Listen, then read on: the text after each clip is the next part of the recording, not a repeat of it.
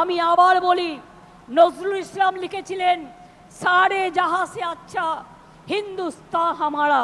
দুর্নীতির সাথে আপোষ নয়। আর যারা ইলেক্টেড হয়ে মানুষকে সেবা দেবেন না, তাদের সাথে আমরা কোনো সম্পর্ক রাখবো না। তার কারণ, মানুষকে পরিষেবা দেয়া আমাদের সবচেয়ে বড় কাজ। আমি আবার আপনাদের বলি,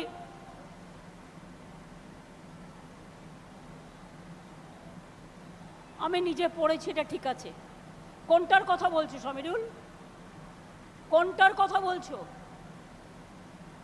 সাম্যের গান গাই?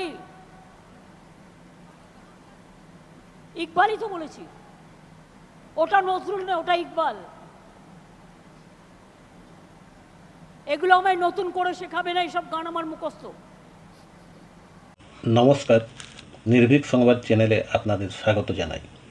বন্ধুরা, শুনলেন 21শে জুলাইয়ের মঞ্চেও বক্তব্যের মাঝে ভুল বললেন মুখ্যমন্ত্রী মমতা বন্দ্যোপাধ্যায়। আর সেই ভুল ধরিয়ে দিলেন মঞ্চে উপস্থিত তৃণমূলেরই সংখ্যালঘু নেতা সমীরুল। এতদিন কোনো মঞ্চে মমতা বন্দ্যোপাধ্যায় ভুল কিছু বলে থাকলেও সাহস করে কেউ এগিয়ে এসে ভুল ধরিয়ে দেয়নি। কিন্তু আজকের শহীদ সমাবেশ মঞ্চে সমীরুল মুখ্যমন্ত্রীর দৃষ্টি আকর্ষণের জন্য ছোট একটি চিরকুটে লিখে দিলেন, সারে জাহাঁ সে আচ্ছা হিন্দুস্তান হামারা। নজরুল ইসলামের লেখা নয়, লিখেছেন ইকবাল। মুখ্যমন্ত্রী সেই ভুল সংশোধনের জন্য দৃষ্টি আকর্ষক চিরকুট পেয়ে সমীরুল সহ অন্যান্যদের প্রতি পাল্টা দৃষ্টি আকর্ষণ করে লক্ষ মানুষের সামনে বেমালুম বলে দিলেন, আমি ইকবালই বলেছি, নজরুল বলিনি। এসব আমায় নতুন করে শেখাবে না, এসব আমার মুখস্থ।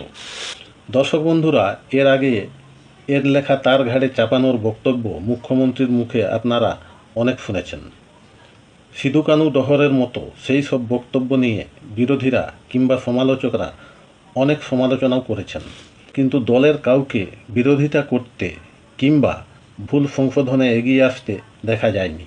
এবার কিন্তু তৃণমূলেরই এক সংখ্যালঘু নেতা মুখ্যমন্ত্রীর ছন্দে তাল কেটে জানিয়ে দিলেন, সারে জাহাঁ সে আচ্ছা জাতীয় সঙ্গীতটি আপনি নজরুল ইসলামের লেখা বললেও সেটা একেবারেই ভুল, গানটি ইকবালের লেখা। মুখ্যমন্ত্রী মমতা বন্দ্যোপাধ্যায় তারপরেও কিন্তু তার ভুল বক্তব্য সহজভাবে সরলীকরণ করে বললেন, আমি জানি গানটি নজরুলের লেখা নয়, ওটা ইকবালের লেখা, আমি সেটাই বলেছি। দর্শক বন্ধুরা, এতদিন আপনারা মঞ্চে মুখ্যমন্ত্রীর বক্তব্যের ভুল তথ্য শুনেও তার চারদিকে পরিবেষ্টিত নেতামন্ত্রী ও বিশিষ্ট ব্যক্তিদের নীরবে হজম করতে দেখেছেন। এবার সেই হজম করার নীরবতা ভেঙে একজনকে অন্তত সাহস করে এগিয়ে আসতে দেখলেন। নমস্কার।